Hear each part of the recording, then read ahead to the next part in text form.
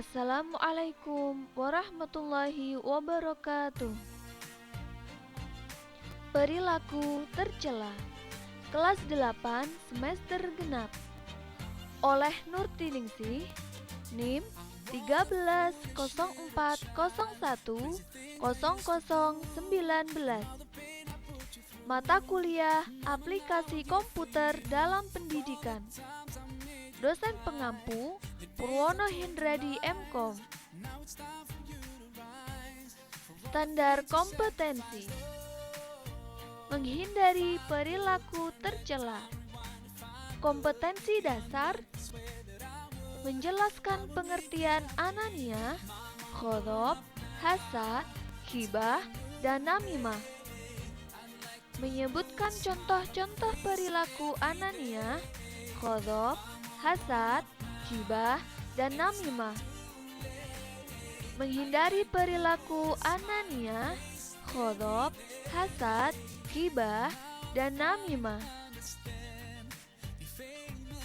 Perilaku tercela. Anania,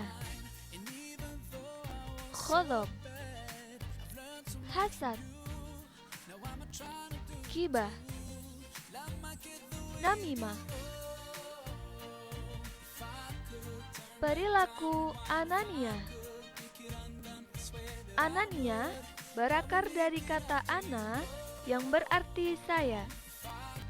Dengan akar kata tersebut, anania berarti sikap mengutamakan atau menonjolkan rasa keakuan saat bersikap. Dalam bahasa yang lebih umum, kita menyebutnya egois atau selfish.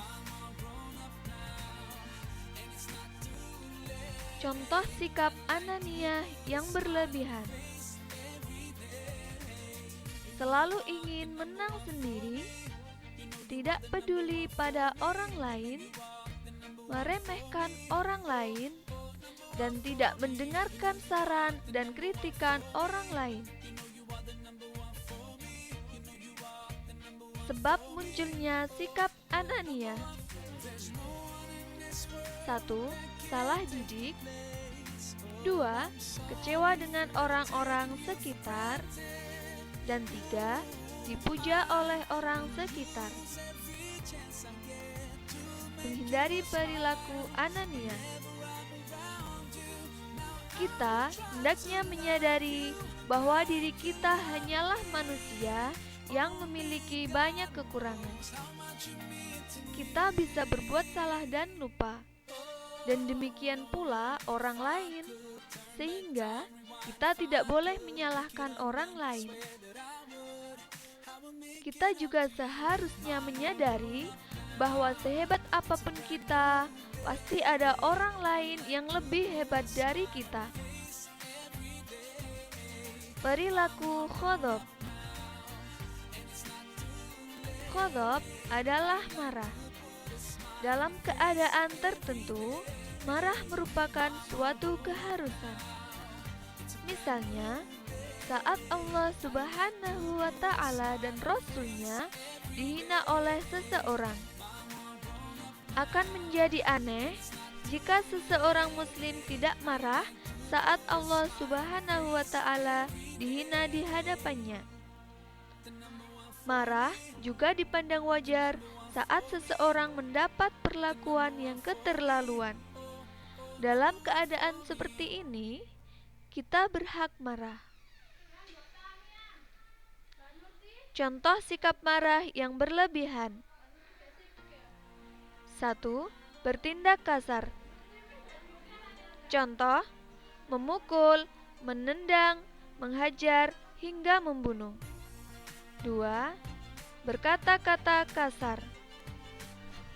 Selain bertindak kasar, orang yang sedang marah dapat melampiaskan kemarahannya dengan ucapan kasar. 3. Memutuskan hubungan. Memutuskan hubungan dengan orang yang ia marahi merupakan bentuk marah yang berlebihan. Dan yang terakhir adalah tidak peduli. Akibat marah yang berlebihan: 1. Dijauhi orang lain. 2. Kehilangan kesempatan. Dan 3. Diabaikan orang lain. Menyikapi kemarahan yang berlebihan. 1. Melapangkan hati dan memaafkan orang lain agar tidak mudah marah. 2. Berusaha memahami atau melihat sesuatu dari sisi orang lain. 3. Memperbanyak istighfar. 4. Saat hati mulai panas oleh kemarahan, kita segera berwudu. 5. Selain berwudu, kita juga dapat mengubah posisi badan kita. Perilaku hasad. Hasad berasal dari bahasa Arab yang berarti rasa iri atau dengki. Hasad adalah rasa tidak suka yang bersemayam dalam hati saat mengetahui orang lain mendapatkan nikmat atau keberhasilan. Perasaan dengki sebenarnya berasal dari sikap tamak seseorang pada dirinya sendiri. Contoh sikap hasad. 1. Rasa tidak suka saat orang lain mendapatkan nikmat dan ingin mendapatkan nikmat yang sama. 2. Rasa tidak suka saat orang lain mendapatkan nikmat tetapi tidak ingin mendapatkan hal yang sama. 3. Rasa tidak suka saat orang lain mendapatkan nikmat dan mengharapkan orang itu tidak mendapatkan nikmat tersebut. Dan 4. Rasa tidak suka saat orang lain mendapatkan nikmat dan berusaha menghalangi atau menghancurkan nikmat itu. Sebab munculnya hasad. 1. Adanya kesombongan dalam hati. 2. Adanya permusuhan antara dirinya dengan orang yang mendapatkan nikmat. Dan 3. Muncul akibat terhasut oleh orang lain. Sabda Nabi sallallahu alaihi wasallam, An Abi Hurairah radhiyallahu anhu, anna Rasulullah sallallahu alaihi wasallam qala, iyyakum wal hasada fa innal hasada ya'kulul hasanati kama ta'kulun narul hataba. Rawahu Abu Dawud. Jauhilah hasad, karena sesungguhnya hasad itu dapat memakan kebaikan seperti api memakan kayu bakar. Hadis riwayat Abu Daud. Menghindari sikap hasad. 1. Menyadari akibat rasa dengki. 2. Menyadari bahwa sikap hasad dapat memakan amal kebaikan kita sebagaimana api memakan kayu. 3. Memperbanyak rasa syukur atas karunia Allah Subhanahu wa Ta'ala kepada kita. Dan 4. Melapangkan dada dan memperbanyak istighfar. Dalam Al-Quran surat Al-Falaq ayat 5, A'udzu billahi minasyaitonir rajim wa min syarri hasidin idza hasad. Artinya, dan dari kejahatan orang yang dengki apabila dia dengki. Perilaku ghibah. Ghibah adalah gosip atau menggunjing, yaitu membicarakan atau menampakkan sesuatu yang tidak disukai oleh orang lain apabila dibicarakan. Contoh ghibah. 1. Memperbincangkan keadaan orang lain. 2. Menuliskan keadaan orang lain. 3. Menayangkan berita tentang keadaan orang lain secara audio visual. 4. memberikan isyarat tentang keadaan seseorang hingga diketahui oleh orang lain. Dan 5, menirukan keadaan atau tindakan orang lain. Ghibah yang diperbolehkan. 1. Mengungkapkan kejahatan orang di depan sidang pengadilan. 2. Mengingatkan orang yang bersangkutan. 3. Meminta nasihat untuk mencegah kezaliman seseorang. 4. Mencegah keburukan atau kejahatan seseorang.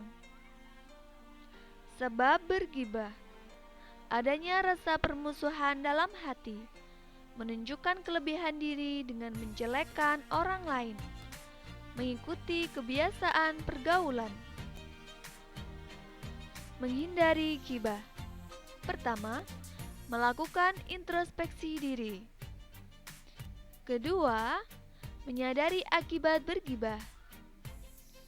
Ketiga, menggunakan waktu luang untuk hal-hal yang lebih bermanfaat. Keempat, menyambung silaturahmi. Kelima, memperbanyak istighfar. Dan keenam, menjauhi kumpulan gosip, bacaan, atau tayangan gosip. Perilaku namimah. Namimah artinya mengadu domba. Namimah yaitu tindakan mengadu domba dua orang atau lebih agar bermusuhan atau berselisih. Tindakan ini dapat berubah menyebarkan isu atau provokasi pada dua orang agar timbul masalah. Selanjutnya, timbul perselisihan antara kedua orang atau dua kelompok itu. Akibat perilaku namimah. Tindakan mengadu domba tidak berakibat lain selain permusuhan dan kekacauan.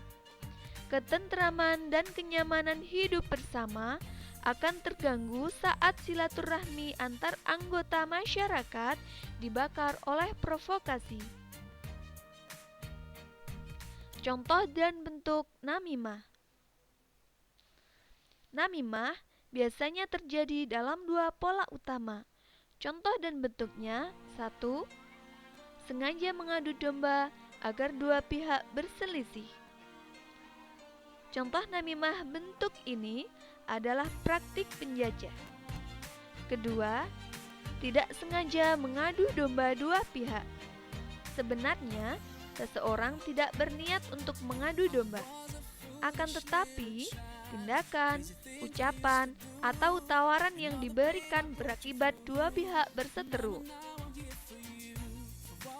Menghindari perilaku namimah.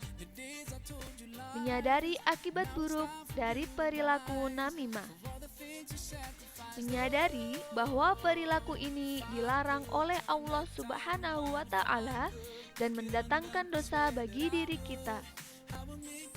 Menjaga hati dari keinginan yang tidak benar. Memperluas pergaulan dan silaturahmi. Dan melakukan tabayun atas berita yang kita peroleh.